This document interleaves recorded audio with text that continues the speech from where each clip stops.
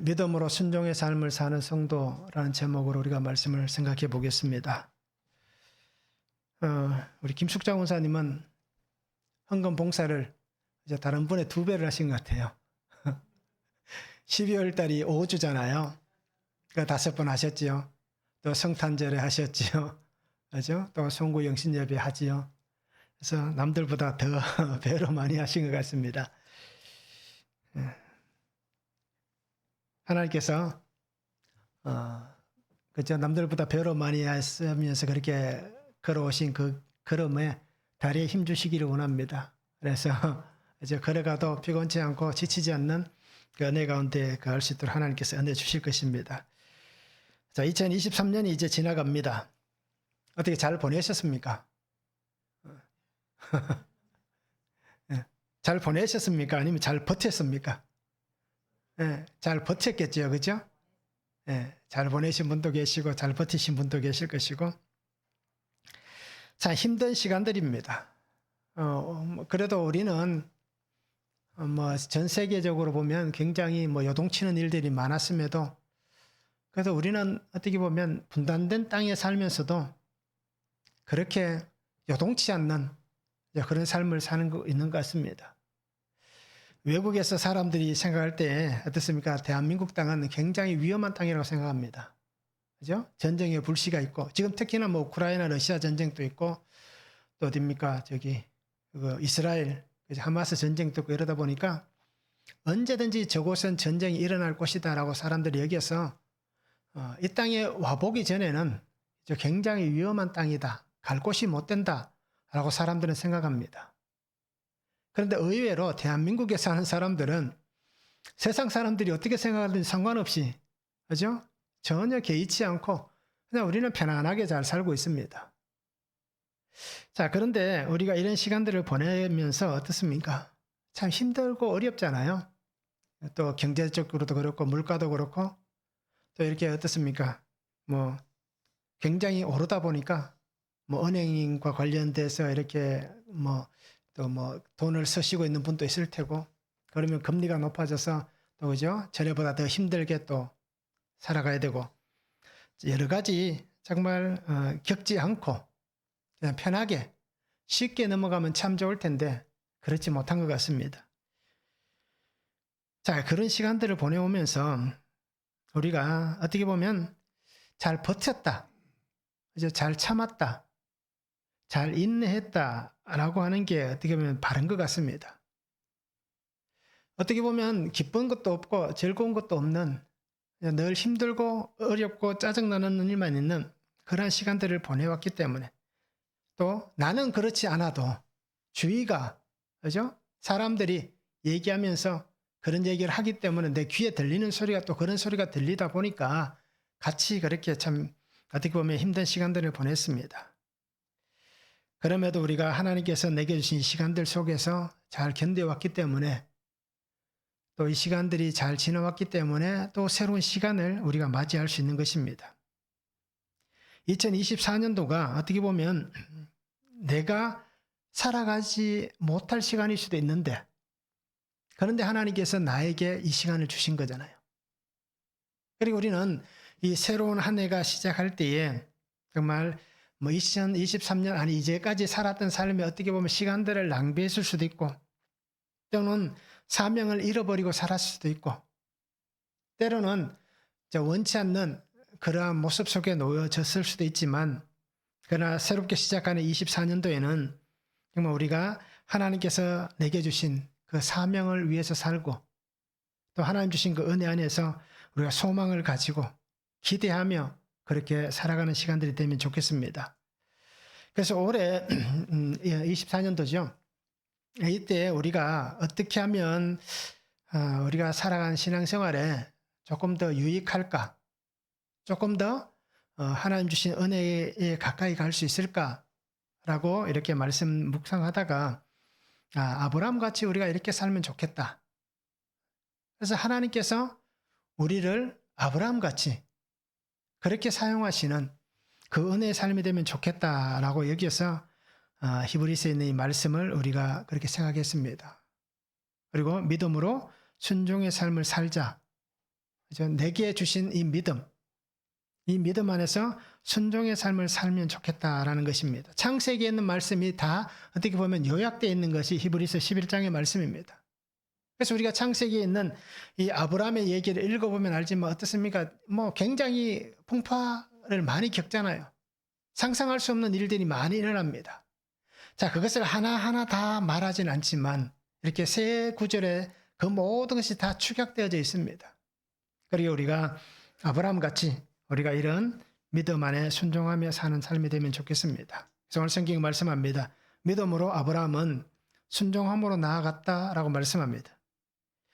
약속의 땅에 함께 이삭이 있고 야곱이 있었다라고 얘기합니다. 그리고 함께 장막에 거하였다라고 말씀하고 있습니다. 그러면서 아브라함은 하나님이 계획하시고 지으실 터가 있는 성을 바랐다라고 오늘 그렇게 말씀합니다. 자, 첫 번째는 우리가 어떻게 하면 믿음으로 순종하는 삶을 사는가? 첫 번째는 이것입니다.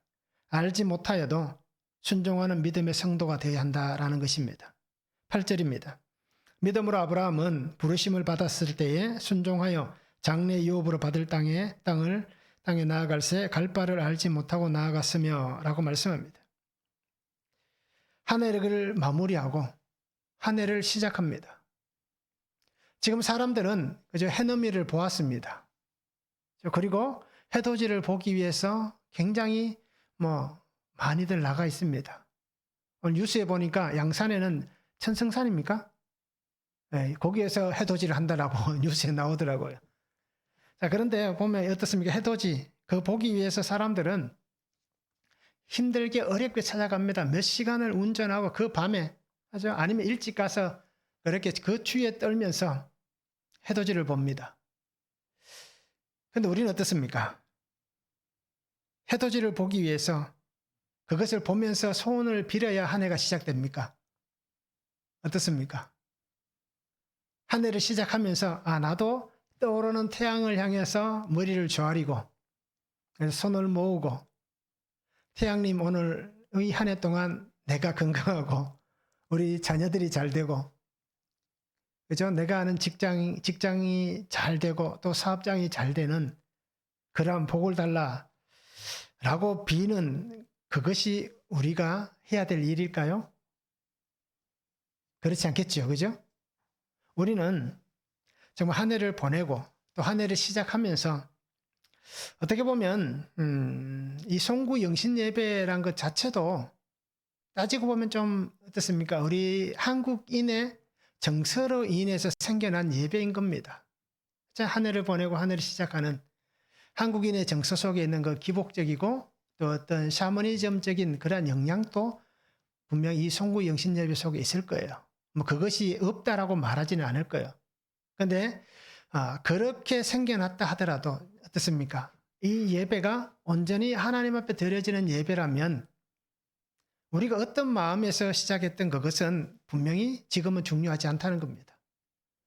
하나님 앞에 나와 예배하면서 한 해를 마치고 하나님 앞에 나와서 예배하면서 새롭게 한 해를 시작한다는 건 이것은 어떻게 보면 전 세계 85억 인구 중에서 특별히 하나님을 믿는 한국인들에게만 있는 특별한 은혜이고 어떻게 보면 특별한 축복인 것 같습니다. 그런데 아마 많은 분들은 지금 그죠 신앙인들은 그렇게 생각하실 거예요. 이 송구 영신 예배를 꼭 해야 되나? 그렇죠? 저도 요즘 가끔 그런 생각을 합니다. 송구 영신 예배를 꼭 해야 되나? 라는 생각이 자꾸 듭니다. 자, 그런데도 우리가 예배할 수 있는 것은 참 좋은 겁니다. 예배가 있다는 것은 정말 행복한 일입니다. 자, 그리고 오늘 우리가 이 말씀들을 한번 보시면서 정말 하나님 안에서 우리가 순종하는 그런 믿음의 성도가 되었으면 좋겠습니다. 어떤 한 해를 보내셨습니까? 정말 믿음으로 살아왔습니까? 말씀에 순종했습니까? 나는 섬기는 삶을 희생하고 나누고 함께하는 삶을 살았습니까? 우리가 이 한 해를 보내시면서 정말 하나님 앞에 하나님 나는 2023년도 참 잘 살았습니다. 라고 얘기할 수 있는가라는 것입니다. 우리 영화 보면 국제시장 영화 있잖아요. 그 영화에 보면 나이 많은 덕수 맞지요? 주인공이 황정민 씨가 덕수잖아요. 덕수가 아버지 앞에 마지막으로 탄식하며 하는 얘기가 뭡니까? 아버지 그 제삿날, 그죠? 식구들은 옆방에서 막 떠들고 자기는 아버지 사진 있는 곳에 들어와서 옆방에 들어와서 뭐라고 얘기합니까? 그래도 아버지 참 제가 잘 살았죠. 그죠? 지금까지 잘 견뎠지요. 그렇게 얘기합니다. 그 삶이 어떻습니까? 그 자식은 아니죠. 뭐, 가족들, 또 결혼하고 아이가 생기고, 가족들을 건사하기 위해서 어떻게 살았습니까? 그죠? 그 6.25 그 피난 내려왔고, 또 그 시장에서, 그죠? 굉장히 힘들게 살다가, 독일로 가서, 탄광 노동부로 가서, 그죠? 굉장히 힘들게 일하고, 그리고 또 월남전에 참전해서 다리까지 어떻게 보면 불구가 되는 그러한 힘든 시간을 보내면서 가족들을 건사하기 위해서 정말 힘들게 살았습니다. 아버지 대신. 그렇게 힘든 삶을 마지막에 아버지 앞에 그렇게 토로하잖아요. 아버지, 그죠? 잘 살았죠. 그래도, 그죠? 제가 이만하면 잘 살았지요. 라고 얘기하는 겁니다. 자, 이렇듯 우리는 하나님 앞에서 우리에게 주신 이 시간을 보내면서 하나님이 부르신 그 자녀로 우리가 살아왔으면서 하나님 앞에 우리가 올 한 해를 놓고 보면 정말 하나님 내가 잘 살았습니까? 잘 견뎠습니까? 라고 얘기할 수 있는가라는 것입니다. 하나님의 부르심을 받았습니다. 하나님의 자녀로 우리가 삶을 온전하게 살아왔습니다. 그러게 이 시간에 우리가 정말 하나님 앞에 우리 자신을 돌아볼 수 있으면 좋겠습니다. 히브리서 기자는 뭐라고 얘기합니까? 믿음을 통해서 우리가 부름을 받았다라고 얘기합니다. 아브라함을 얘기하면서 믿음으로 부르심을 받았다. 또 우리에게도 순종하여서 장래 유업으로 받을 땅에 나아갈새 갈 바를 알지 못하고 나아갔다. 우리도 그렇게 살았고 아브라함도 그죠? 부르심을 받았고 장래 유업으로 받을 그 땅에 나아갈 때에 갈 바를 알지 못하고 나아갔다라고 얘기하고 있습니다. 창세기 12장 1절부터 시작하면서 아브라함을 부르시는 하나님의 은혜가 있습니다. 그런데 하나님은 그냥 그저 친척과 본토 아비 집을 떠나라. 내가 내게 일러주는 곳으로 가라. 라고 말씀할 뿐이지 어느 곳이다라고 지명해 주지 않았습니다. 그러다 그가 어떻습니까? 그 갈대아 우르를 떠나서 지금 이라크, 이란 지역을 떠나고 시리아 지역을 떠나고 레바논 지역을 떠나서 마침내 팔레스타인 땅에 온 거예요. 그리고 그 땅에 정착했습니다. 그런데 그 땅에 정착했지만 또 어떻습니까? 이집트까지 애국까지 내려가는 일도 있고 끝없이 방황하다가 결국 그래도 마지막 종착지가 팔레스타인 가나안 땅이었습니다. 그런데 그가 갈 바를 알지 못했다라고 얘기합니다. 어디로 갈지 몰랐습니다. 그런데 아브라함이 하나님의 말씀을 따라갈 때에 그가 75세에 떠났다라고 얘기합니다. 상상할 수 없는 나이입니다. 지금 또 75세면 굉장히 많은 연배지요. 그런데 이 당시에 어떻습니까? 75세라 그러면 어떻게 보면 그 주위에 그렇게 나이 드신 분이 많이 없을 수도 있는 시대잖아요. 수명이 우리가 성경에 보면 어떻습니까? 이전에는 뭐 969세를 사는 무드셀라도 있었지만 굉장히 수명이 줄었잖아요. 그런데 정말 이렇게 연배가 높은 만큼 살았던 사람들이 아마 이 시대에 그렇게 많지 않았을 것이라고 생각을 합니다. 아니면 또 반대로 오히려 또 긴 수명을 살았을 수도 있습니다. 왜요? 환경이 지금과 달랐기 때문에 그럴 수도 있습니다. 그런데 성경에 나와 있는 사람들은 어떻게 보면 좀 나이가 많은 분들이 많지만 그런데 75세라는 나이는 결코 적은 나이가 아닙니다. 그런데도 그가 떠났습니다. 부족사회고 시족사회인 그 환경 공동체를 떠난다는 것은 그래서 내일을 기약할 수 없잖아요. 다른 부족에 갈 수도 없고 다른 시족 공동체에 내가 들어갈 수도 없습니다.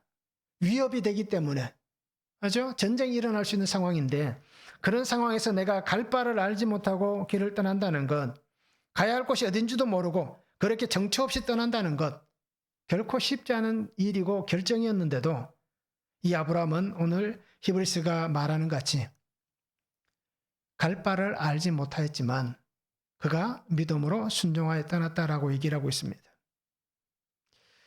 자, 이렇다 순종한다는 것은 듣는 것입니다. 순종한다는 것은 복종하는 것입니다. 순종한다는 것은 따라가는 것입니다. 그리고 이 순종한다는 것은 자기의 마음과 자기의 삶을 여는 것입니다. 닫는 것이 아니라 내가 하나님에게 순종한다는 것은 내 마음과 삶을 열어놓는 것입니다. 그래서 내가 하나님의 부르심을 향해서 갈 수 있는, 하나님이 나를 부르실 때에 내가 열려있는, 그래서 예수님께서 그 질병을 고치실 때 에바다라고 하신 이유가 뭡니까? 열리라라고 하는 얘기가 뭡니까? 하나님과의 소통이 되게 하시는 것입니다. 자, 이렇듯 이렇게 순종하는 것은 하나님과의 소통이 일어나는 열림입니다.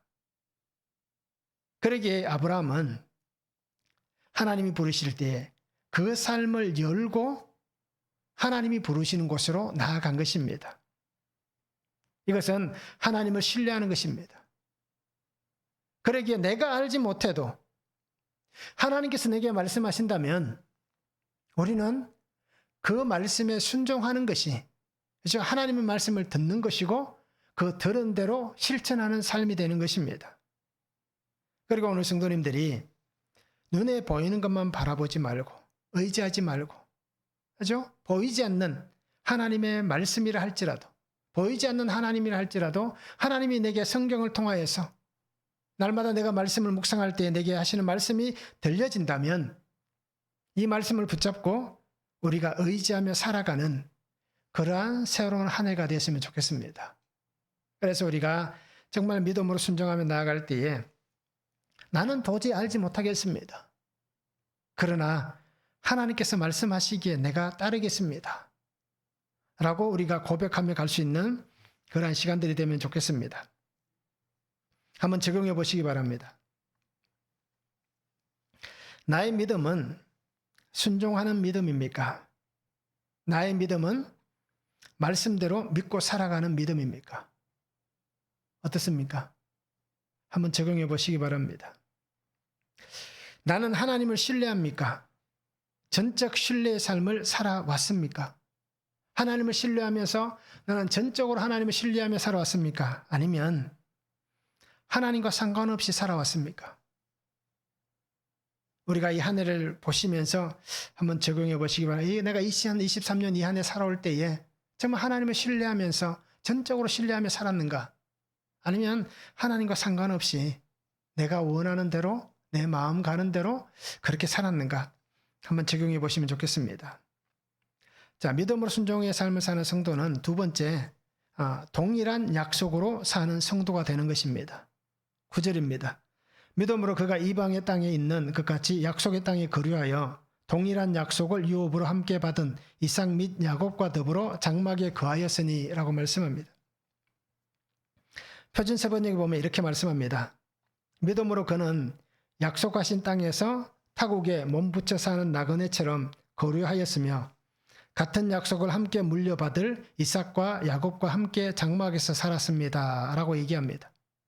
자, 동일한 약속을 받았는데 아직 이 이삭, 야곱이 나기 전부터 그는 함께 할 수 있는 그 은혜, 동일한 약속을 믿고 살았다. 라고 그렇게 얘기를 하고 있습니다. 자, 아브라함이 이주하며 산 삶은 녹록하지 않습니다. 그죠? 그가 살아온 길은 창세기를 보면 우리가 쉽게 아브라함의 삶을 알 수 있습니다. 정말 힘들고 어렵게 살았습니다. 때로는 정말 혼자라는, 그죠? 쓸쓸한 그러한 삶을 살았습니다. 자기를 지키기 위해서, 가족을 지키기 위해서, 또는 불이익을 당하는 그 타국에서의 삶을 감내하면서 그렇게 살았습니다. 그래서 우리가 아브라함을 보면서 그가 그래도 하지 말아야 될 어떤 큰 두 가지 실수가 있잖아요. 많이 있지만 그 중에서 특별히 두 가지 실수가 뭡니까? 똑같은 실수를 두 번 한 것이 두 가지 실수입니다. 어떤 것입니까? 아내를 누이 동생이라고 속이잖아요. 왜 그랬습니까? 살기 위해서 그런 거예요. 그래서 이렇게 내가 부족을 떠나고 시족을 떠나서 다른 그러한 공동체가 있는 지역에 들어간다든지, 특히 애굽이라는 곳은 어떻습니까? 강력한 군대가 있는 나라잖아요. 자, 그러한 곳에 가게 되면 어떻습니까? 생명의 위협을 받는 겁니다. 자, 그 생명의 위협에서 벗어나기 위해서 아내를 누이라고 속이면서까지 자기를 지키고 그 아브라함이 사라에게 하는 얘기를 보시기 바랍니다. 가족을 지키기 위해서 그렇게 얘기를 하고 있고 그렇게 지켰습니다. 정말 고달픈 인생길이었습니다. 그런데 그가 오늘 말씀 보면 어떻습니까? 하나님의 약속을 받았다라고 얘기합니다. 그 고달픈 인생을 살고 있었던 아브라함에게도 하나님 복을 주셨고 또 아직 태어나지도 않은 그 후손들, 이삭, 야곱은 아직 존재하지도 않았는데 그들에게도 동일한 약속이 있다라고 그렇게 말씀을 하고 있습니다. 즉 아브라함이 받은 복을 자녀들이 함께 받았다라고 얘기하고 있습니다. 그래서 오늘 우리가 이 말씀을 보시면서 우리가 깊이 있게 한번 묵상해 보시기 바랍니다. 하나님께서는 아브라함의 그 복이 그 자녀들에게 흘러가게 하셨고 그 후손에게 흘러가게 하셨습니다. 그와 똑같이 오늘 나의 가정, 나의 삶에 우리의 자녀들에게 하나님께서 동일한 약속의 복을 주실 것입니다. 내가 하나님의 말씀 안에 바로 서 있으면 아브라함같이 하나님의 그 은혜를 붙잡고 살아가면, 하나님의 말씀에 전적으로 신뢰하고 전적으로 순종하여 살아가면 하나님께서 그 복을 동일하게 허락해 주실 것입니다. 우리 눈에는 그것이 안 보일 수도 있고 그것이 언제 이루어질지 알 수 없지만 그러나 하나님은 하나님의 때에 그 약속들이 분명하게 이루어지게 하시는 것입니다. 에베소서 3장 6절에 보면 이렇게 말씀합니다. 이는 이방인들이 복음으로 말미암아 그리스도 예수 안에서 함께 상속자가 되고 함께 지체가 되고 함께 약속에 참여하는 자가 됨이라 라고 하시는 말씀같이 우리도 아브라함이 받았던 그 복을 동일하게 받는, 누구 때문에요? 예수 그리스도 때문에, 그리스도 안에서 함께 상속자가 되는 그 은혜를 통해서 우리도 그 동일한 복을 받는 것이고 또 그와 같이 나의 삶의 자리 속에 있는 우리의 후손들이 함께 이 동일한 은혜 가운데 거하게 된다라고 말씀하고 있습니다. 그리고 오늘 우리 성도님들이 하나님 앞에서 믿음으로 순종하시기 바랍니다. 보이지 않고 이루어지지 않는 것 같아도 하나님의 때에 분명히 이루어 주실 거예요.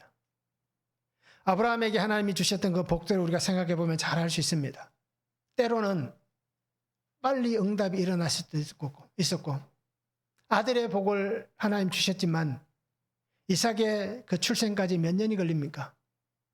25년이라는 시간이 걸립니다. 그 긴 시간 동안 하나님께서 그에게 기다리도록 하셨습니다. 그리고 우리가 창세기에 나와 있는 말씀들을 쭉 묵상해 보면 어떻습니까? 아브라함이 175년을 살았잖아요. 그런데 그 긴 시간을 살면서 매일매일 하나님의 은혜가 임하였다라고 볼 수는 없습니다. 하나님과 동행하고 하나님과 어떤 일상의 삶을 산 것은 맞습니다. 그런데 성경에 나와 있는 그 말씀들을 보면 매일매일 일어난 은혜가 있는 것이 아니라 어떤 때는 10년, 어떤 때는 25년, 어떤 때는 더 긴 시간 동안 하나님이 어떤 때는 침묵하실 때도 있었고 그래서 그 긴 시간 175년이나 시간 속에서 하나님이 그에게 말씀하셨던 것들을 우리가 분명히 본다면 우리가 살아가는 삶에도 분명히 그럴 수 있는 겁니다. 내가 기도하지만 하나님께서 그 기도에 대해서 오랜 시간이 지난 다음에 응답하실 수도 있고 때로는 그 기도가 속히 응답되게 하실 수도 있는 것입니다. 그런다고 해서 우리가 하나님 안에서 사는 삶이 소홀해지면 안 되는 겁니다. 일상을 살아가면서 그냥 하나님과 사는 겁니다. 에녹이 하나님과 365년 동행했다라고 말하지만 정말 그 말씀을 우리가 어떻게 보면 매일 하나님을 붙잡고 그렇게 강권적으로 살았던 삶이 아닐 수도 있는 거예요. 그냥 평범하게 매일매일 그냥 살아가는 일상의 삶을 살았던 그것도 하나님과 동행하는 삶이었다라고 얘기할 수 있는 겁니다. 그리고 우리 성도님들이 동일한 약속, 이 은혜를 붙잡고 살아가시기 바랍니다. 그래서 우리의 자녀들이, 우리의 형제들이, 우리 모든 식구들이 함께 하나님 은혜 안에 세워지고 또 교회 성도들이 함께 하나님이 거주하는 그러한 삶을 복되게 살아갈 수 있는 우리 새로운 한 해가 되었으면 좋겠습니다. 한번 적용해 보시기 바랍니다. 나는 하나님의 약속을 지키고 있습니까? 아니면 말씀이 아닌 세상의 가치를 지키고 있습니까? 나는 말씀을 지키고 있는지 세상의 가치를 따라가고 있는지, 다르게 얘기하면 하나님의 말씀인지 이성인지, 하나님의 말씀인지 윤리인지, 우리가 이런 것들을 한번 적용해 보시면 좋겠습니다. 하나님의 말씀의 장막에 함께 있어 은혜를 함께 누릴 사람은 누구입니까? 하나님의 장막에 함께 있으면서 내가 누리는 이 은혜를 함께 누릴 사람이 누구인지 우리가 한번 적용해 보시면 좋겠습니다. 자, 세 번째는 하나님께서 인도하실 소망을 기대하며 사는 성도가 되어야 합니다. 10절입니다. 이는 그가 하나님이 계획하시고 지으실 터가 있는 성을 바랐음이라 라고 말씀합니다. 자, 하나님은 말씀드렸듯이 아브라함에게 약속하신 약속을 한꺼번에 다 이루어주지 않았습니다. 그래서 때로는 그 시간에 차이가 있었습니다. 긴 시간도 있었고 짧은 시간도 있었습니다. 정말 긴박한 상황에서는 어떻습니까? 바로 들어주셨잖아요. 이삭을 번제단에 올려놓고 잡으려고 할 때, 급할 때 하나님 어떻게 합니까? 바로 그 순양을 하나님 보내시는, 그래서 바로 재물 있게 하시는 그러한 응답도 있었습니다. 그런데 하나님의 응답은 점진적인 응답이었습니다. 하나씩 하나씩 차례대로 하나님 이루어 주셨습니다. 하나님의 일들이 아브라함의 삶 속에 그렇게 나타나기 시작한 것입니다. 하나님은 아브라함에게 하나님의 은혜가 성취되는 것을 보여주셨습니다. 그래서 오늘 히브리서 기자는 그렇게 얘기합니다. 하나님께서 성취되는 것을 보여주신 그것을 하나님을 바랐다라고 얘기하고 있습니다. 하나님이 성취되게 하신 것들을 아브라함이 바랐음이라 라고 얘기를 하고 있습니다. 그래서 하나님은 분명히 우리에게 말씀하시는 이 은혜를 동일하게 주십니다. 그래서 하나님께서 계획하신 일들, 하나님께서 이루어 가실 일들을 우리가 함께 기대하며 살았으면 좋겠습니다. 창세기 15장 6절과 7절을 보면 이렇게 말씀합니다. 아브라함이 여호와를 믿으니 여호와께서 이를 그의 의로 여기시고 또 그에게 이르시되 나는 이 땅을 내게 주어 소유를 삼게 하려고 너를 갈대아인의 우르에서 이끌어낸 여호와이니라. 하나님께서 자신을 다시 한번 밝히는 거예요. 그죠? 하나님께서 아브라함에게 말씀하는 겁니다. 12장부터 시작된 하나님과의 그 여정 속에서 하나님 다시 15장에서 말씀하는 겁니다. 내가 너를 이끌어낸 여호와다. 그렇게 하나님은 말씀하십니다. 믿음의 소망, 약속. 이것은 어떻게 보면 내가 기대할 수 없는 것일 수도 있습니다. 내가 믿음으로 그 소망을 기대하고 그 약속받을 것을 기대하는 것. 어떻게 보면 내가 소망하고 기대한다고 해서 그것은 내게 이루어지지 않을 수도 있는 것이고 어떻게 보면 나와는 상관없는 것일 수도 있습니다. 하나님께서 그것에 대해서 인정해 주시고 하나님께서 그것에 대해서 응답해 주셔야만 그것이 내게 있어서 믿음의 소망이 되는 것이고 그 약속이 오늘 내가 받을 약속이 되는 것입니다. 그러니까 주체는 하나님이십니다. 그러니까 우리는 어떻게 해야 됩니까? 기다리는, 인내하는 그러한 삶이 되어야 하는 것입니다. 어떻게 보면 아브라함과 같이 이렇게 오랜 시간 인내한 사람도 없을 겁니다. 욥도 인내의 사람이다라고 얘기하지만 실제로 삶의 모습 속에서 보면 어떻게 보면 아브라함이 굉장히 인내하며 산 사람입니다. 그리고 오늘 우리 성도님들이 인내하시기 바랍니다. 기대하고 바라보시면서 하나님께서 내게 주실 그 은혜들을 기대하시면서 소망 가운데 바라보면서 끝까지 우리가 하나님의 은혜를 붙잡고 그렇게 살았으면 좋겠습니다. 그래서 바울은 아브라함의 이 기대, 이 바람에 대해서 이렇게 얘기합니다. 로마서 4장 18절입니다. 아브라함이 바랄 수 없는 중에 바라고 믿었으니 이는 내 후손이 이 같으리라 하신 말씀대로 많은 민족의 조상이 되게 하리 하심이라 라고 말씀합니다. 그 약속, 후사에 대한 약속, 그 은혜, 이것을 바랐다라고 그렇게 얘기를 하고 있습니다. 오늘 우리가 바라고 기대하는 것은 무엇입니까? 2024년도가 새롭게 시작합니다. 새롭게 시작하는 이 시간에 내가 무엇을 기대합니까? 내가 무엇을 바랍니까? 오늘 우리에게는 그러한 것들이 있을 겁니다. 우리는 계획을 세웁니다. 그리고 그 계획대로 살아가려고 합니다. 비록 작심삼일이 될 때가 참 많지만 그래도 계획을 세우고 그렇게 살아갑니다. 그래서 어떤 목사님은 그렇게 얘기하시더라고요. 작심사흘이기 때문에 3일마다, 그죠? 3일마다 계속 계획을 세우라라고 얘기합니다. 3일마다 계획을 세우면 결국 365일 동안 계획을 세우고 그렇게 산다라고 얘기하는 겁니다. 어떻게 보면 그 말도 일리가 있는 것 같습니다. 내가 바라고 내가 기대하는 것은 무엇입니까? 우리는 무엇을 기대합니까? 2024년도가 건강했으면 좋겠습니까?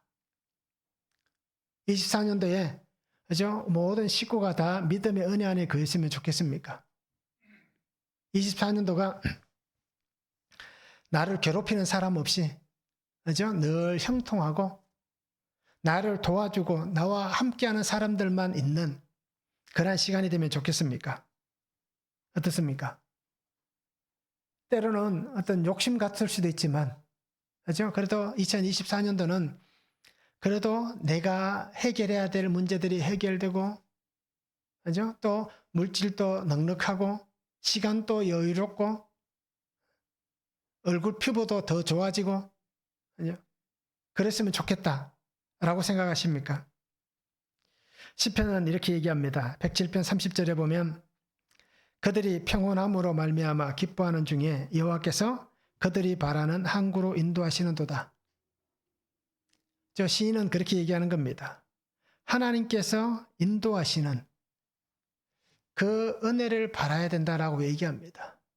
내가 기대하고 소망하는 것은 하나님의 항구로 들어가는 것, 하나님의 나라에 가는 것.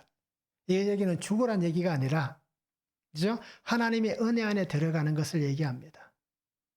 자, 시인은 이렇게 얘기하는데 우리는 어떻습니까?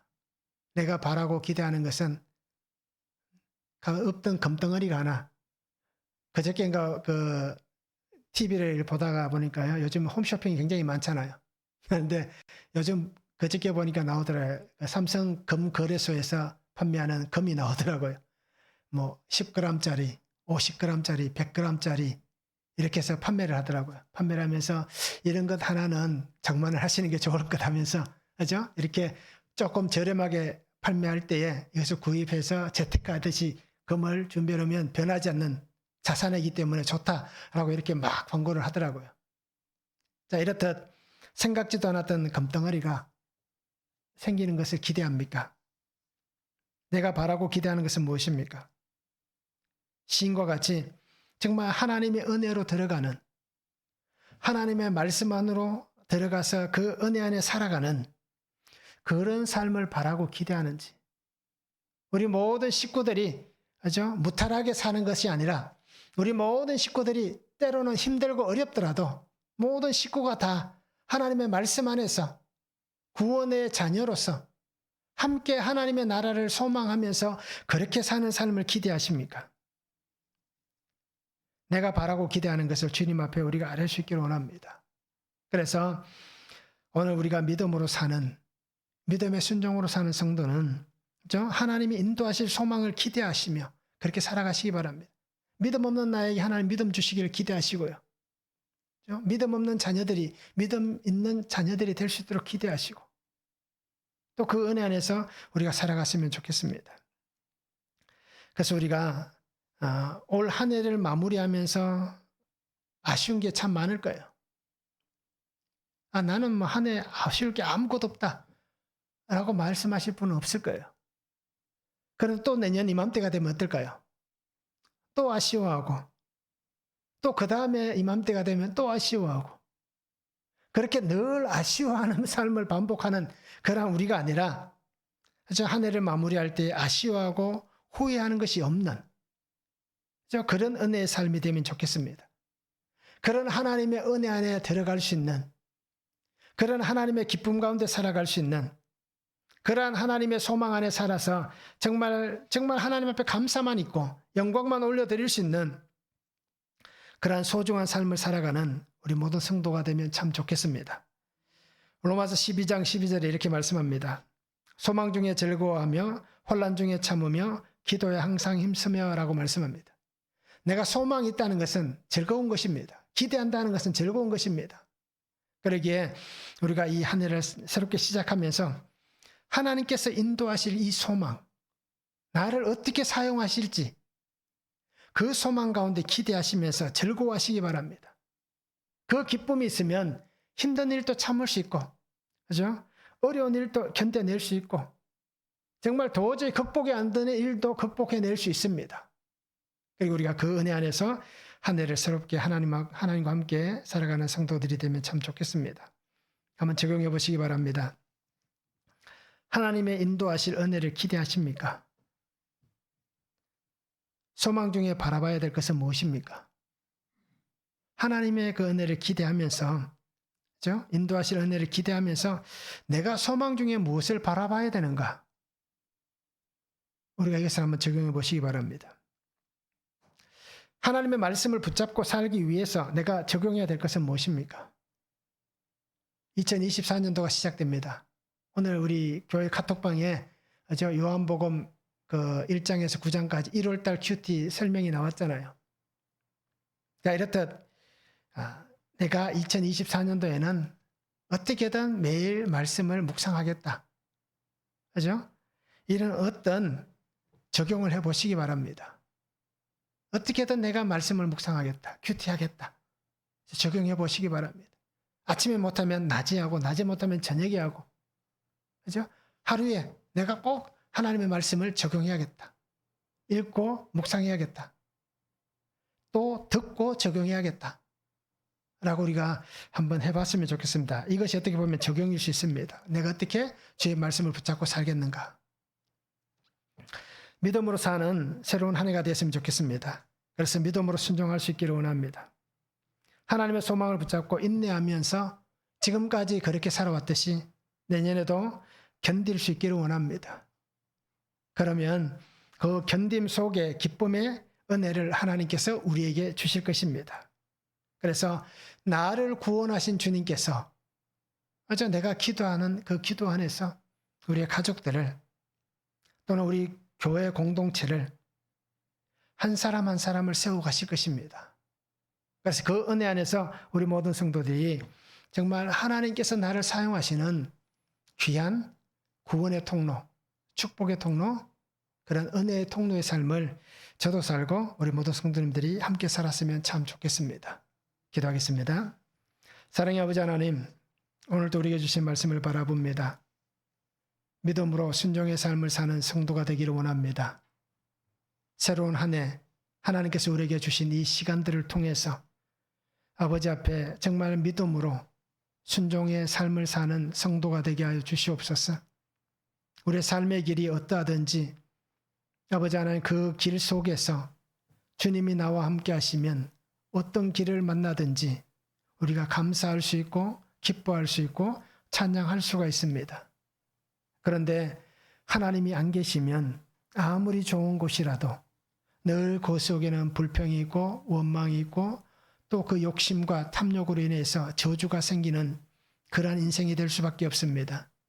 그러하기에 아버지 하나님, 아브라함이 정말 믿음으로 갈 바를 알지 못하였지만 그 길을 떠나갔고 그가 정말 아버지 하나님 그 공동의 약속, 동일한 약속을 받고 이삭과 야곱이 태어나기 전에도 그 동일한 약속이 그의 후사들에게 부어졌듯이 또 아버지 하나님 그가 하나님의 그 소망을 바라며 나아갔듯이 나도 우리 모든 성도들이 또 그렇게 살아가는 은혜와 복을 다하여 주시옵소서.